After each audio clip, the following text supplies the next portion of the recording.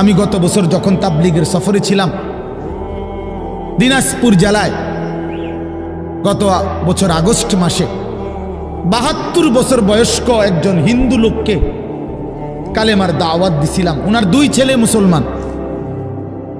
ওনারে আমি 2.5 ঘন্টা কালেমার দাওয়াত দিছি।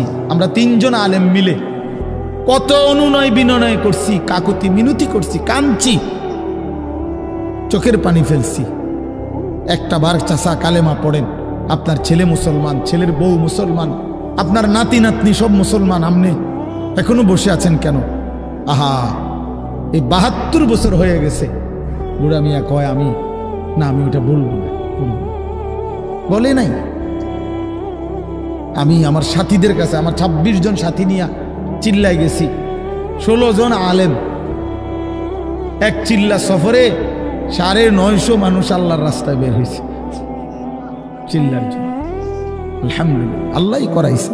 তো বলতেছিলাম, আমি সাথীদের কাছে এসে বলছিলাম যে দেখেন, ৭২ বছর বয়স হয়ে গেছে, এক আল্লাহর বান্দা, তার জবান দিয়া কোনোদিন তার মালিকের নামটা বের হয়।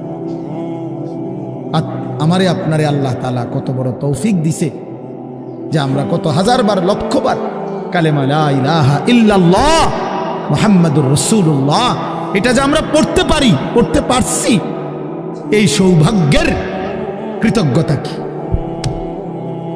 এটা যদি আল্লাহ আমগো জবান দিয়ে কোনোদিন না বলাইতো। কথা বলে না বাপ? এই ছেলেরা মিয়া, এই আব্বা, যারা নামাজ পড়ো না, আরে না ফরমান, তুই যদি হিন্দুর ঘরে জন্ম নিতি,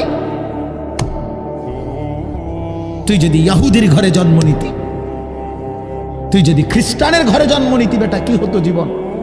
যদি কোনোদিন কালেমার আহ্বান না শুনতা। তুমি তো মুসলমানের ঘরে জন্ম নিয়া এভাবে ইমানকে ফেলে দিলা। মুসলমানের ঘরে জন্ম নিয়ে এভাবে নামাজকে প্রত্যাখ্যান করলা। ছি ছি ছি ছি। তোমারে দেখে তো হিন্দুও হাসবে, তোমারে দেখে তো ইহুদিও হাসবে, তোমারে দেখে তো খ্রিস্টানও হাসবে, যে দেখছো হয় নাকি শ্রেষ্ঠ জাতি, ওদের ধর্ম নাকি শ্রেষ্ঠ ধর্ম, ওদের ধর্ম কোরআন নাকি শ্রেষ্ঠ কিতাব, ওদের শ্রেষ্ঠ ধর্ম ওদেরই পছন্দ হয় না, ওদের শ্রেষ্ঠ কিতাব ওরাই পড়তে পারে না। তো এটা কিসের শ্রেষ্ঠ? কথা বলেন না। তাহলে আমি তো আমার ধর্মের অপমান। কথা বলেন না। আমি আমার ধর্মের অপমান না, আমি আমার কোরআনের অপমান। এজন্য তোমরা যারা বেনামাজি ছেলে, তোমরা ধর্মের অপমান। তোমাদের যাদের চুল বেঈমানের মতো, তোমরা মুসলমান ধর্মের অপমান। তোমাদের কারণে আমার ধর্ম লজ্জিত, তোমাদের কারণে ধর্ম বেইজ্জতি হয়েছে। তোমরা ইসলামকে অপমানিত করলা, আল্লাহকে অপমানিত করলা, আমার নবীর শ্রেষ্ঠতম 23 বছরের আদর্শকে তোমরা অপমানিত করলা। এই অপমানের বিচার আল্লাহ করবে, মনে রাখো। ছেড়ে দিবে না বাপ। আল্লাহ কোরআনে বলছে, বান্দা আমি 1 সেকেন্ড ছাড়বো না, আমি হিসাব নিব। তুমি আমারে কি মনে করছো বান্দা? বাদুগা খাওয়াইছি দেখিয়া তুমি মনে করছো আমি মাতি না? হ্যাঁ, কিটা মনে করছো? এ পেশাব পায়খানার ভাত তুমি মনে করছো আমি কিছুই বলবো না, কিছুই বলবো না। তুমি জানো না ফেরাউনকে শোয়াইছে কে? তুমি জানো না কারুনকে শোয়ায় দিছে কে? তুমি জানো না নমরুদ সাদ্দাতকে নিশ্চিহ্ন করে দিয়েছে কে? তুমি শোনো নাই?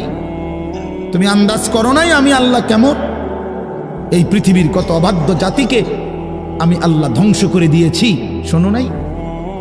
কই, গোটা পৃথিবীর সমস্ত আধুনিক প্রযুক্তি থাকার পরেও তো বাবা আমেরিকার ওই বেঈমানরা, ক্যালিফোর্নিয়ার লস অ্যাঞ্জেলস, তাদের একটি স্টেট আগুনে দাবানলে পুরে ছাই হয়ে গেছে।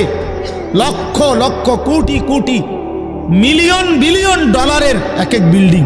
আপনারা মুরব্বীরা মিলিয়ন বিলিয়ন ডলার কি তাই বুঝতেন না? কয়টা আপনি 1 মিলিয়ন বিলিয়ন ডলার কত টাকা? কমপক্ষে 300 টাকার বেশি। মানে আপনি এটি বুঝতেন না, টেহাইডি এইটান বুঝতেন না। কথা বুঝছেন কেনা?